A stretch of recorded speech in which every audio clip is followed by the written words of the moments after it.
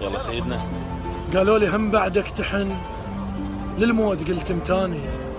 قالوا اذا انخصموا الحكي ناخذ شيوخ المنطقه، بس وين عنوان السكن؟ قلت لهم بشرياني. الله. راحوا اول مره حس بيهم ثقل قمصاني.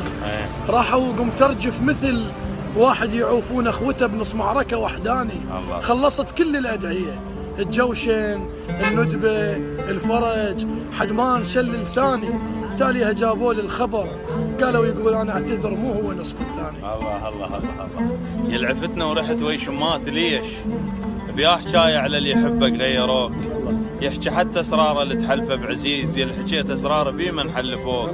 من رحت مشتعله بصمات بديك، بقت مشتعله طفت من قاودوك. روح حتى بغلطتك ما تطبيك. قلت عاف وقالت انت العايفه، صارت دموع سوالف من مشيت ومن ذكرك سالفه جرسان.